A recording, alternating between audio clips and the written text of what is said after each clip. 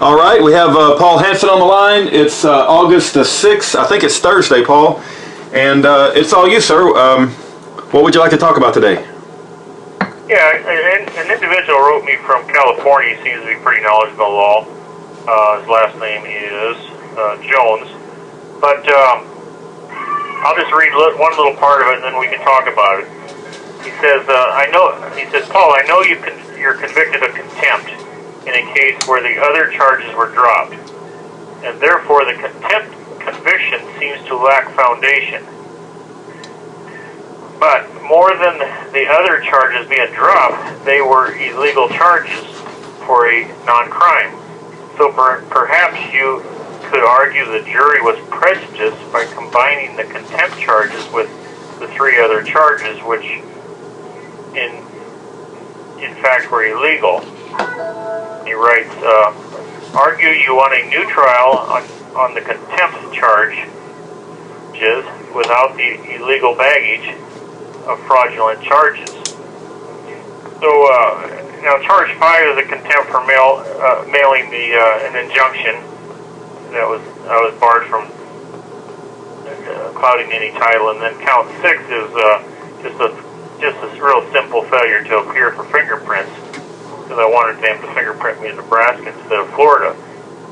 And then count 1, 2, and 4 were eventually dropped because they were found not to be crimes, and count 3 never did apply to me. So okay. Basically, what this guy's saying is count 1, 2, and 4 clouded the issue,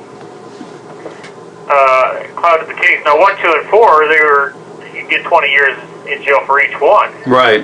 Count 5 and 6 for just minor little contempt things at 6 months at the most. So in the trial, we didn't spend much time or much, our emphasis was saving the 20 years in jail once. Right. So I believe, for example, let's say that I arrested you and I charged you with 300 crimes, and then I'm able to convict you on all 300 of them. But immediately after the conviction by the jury, the jury finding you guilty, we find out that 299 of them weren't even crimes. Right. It's impossible for them to apply to you. And then the judge goes, "Oh well, we still got you on the contempt." Yeah. And you go, "Well, we spent all our time on the 299 that each one had 20 years in it of possible jail sentence." Yeah. And we spent almost no time on the contempt charge because it only had, at the most, it looked like a month or two jail time, or even a couple days. It was nothing. Yeah. No, that makes a lot of times when the jury's looking at a big cloud mess, you can't really defend yourself on some of the issues, some of the points. No, it's absolutely wicked what the prosecution did, because they brought this multitude of charges against you. It's kind of like a shotgun approach, hoping that something would stick, right? And I think the point that this guy was making, and I think it's a very good point, that charges 1, 2, and 4, which were eventually dropped, which he's referring to as illegal charges, they prejudiced the jury, right? They prejudiced the jury against you because, that's where, like you said, during the trial, all the time was spent on these illegal charges, 1, 2, and 4, and now you're left with this 5 and 6, which is criminal contempt of court. They should be dropped as well, because they were, the only reason those even came into play was because of 1, 2, and 4, but those were dropped. So, yeah. Can you elaborate a bit? Yep. There is a little bit of element. See the mailing under. I was accused of mailing a document under the injunction, so that does kind of stand alone on itself. I think it doesn't have a whole lot to do with account 1, 2, and 4. But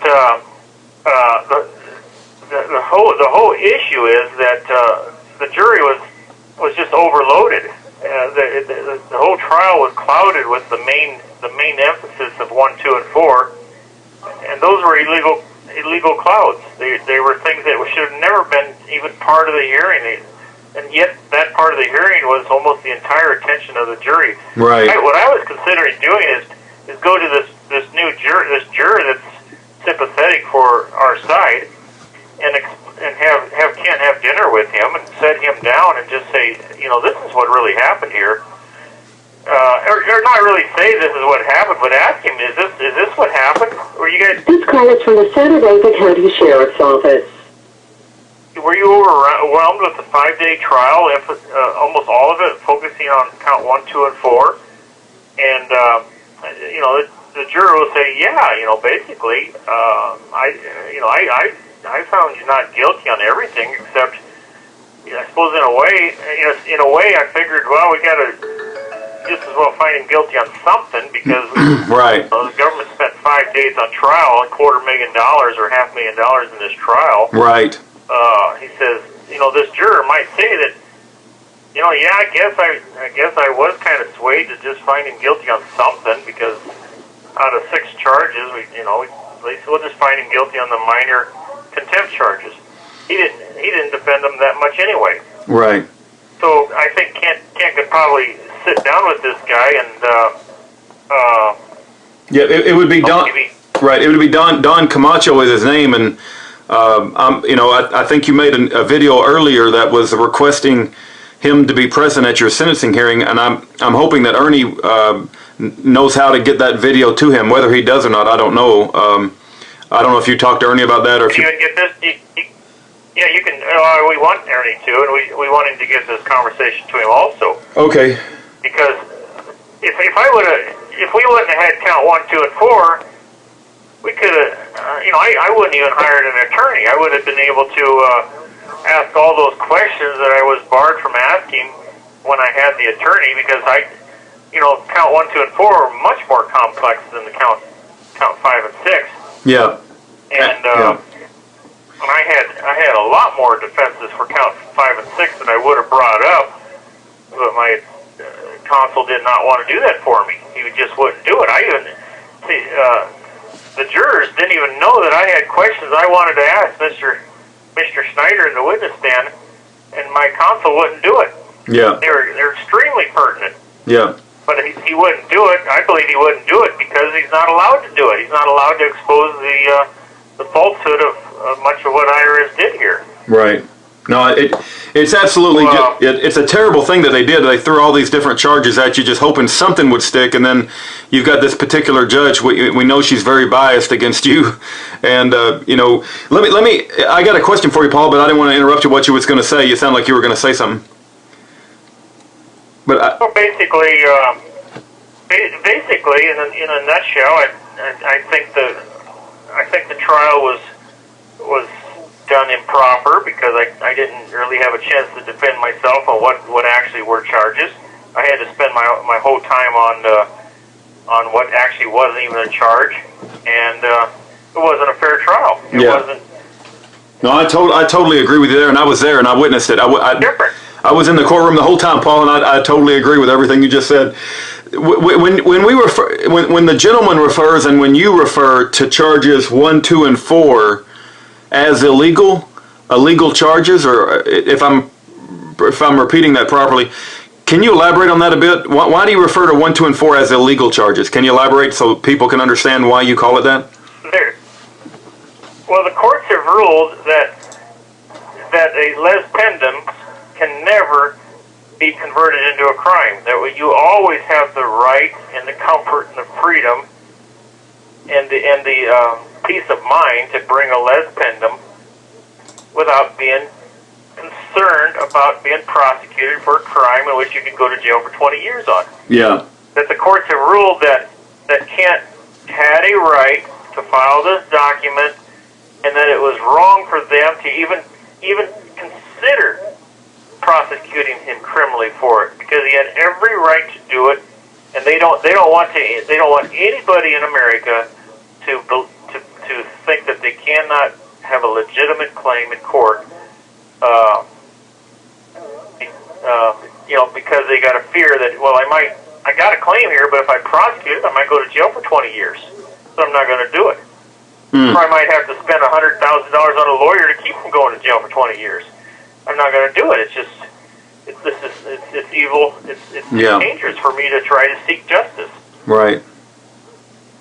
Yeah, it is. So therefore, those count 1, 2, and 4, could never rise to a charge in a criminal case. It's illegal for them to charge us with those charges. Yeah. Okay. And going back to what you said about Don Camacho, and him being the jury member that voted not guilty, but he did vote guilty on the criminal contempt of court. Like you said, they're in this big fancy, the government spent a lot of money, building this courthouse, even though it's infested with mold, and they're going to have to tear it down. And it's going to cost them $30 million to rebuild it.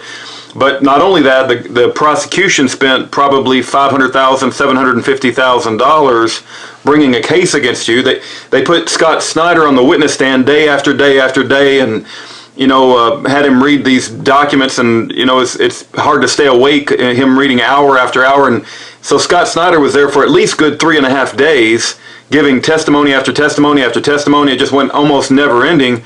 And then when you and Kent Hovind got a chance to testify after 3.5 hours, not 3.5 days like the prosecution got, but you guys got like 3.5 hours, and they were already trying to shut you up. Like, oh, you can't, we're not going to let you wear out the jury. It's like, wait a minute, the prosecution just got 3.5 days? Most of them were asleep every time Scott Snyder, not most of them, but a few of them were asleep when Scott Snyder was reading all of his garbage that he was reading on the screen. And, you guys get like 3 hours, and the judge makes a... The prosecutor knew exactly what she was doing. Let's just wear the jury down. Right. With our 3.5 days, and then they're going to just be like numb by the time we get there. Right. And they know what they're doing. Yeah, it was a total psychological event in my mind. I mean, it wasn't anything to do with substance.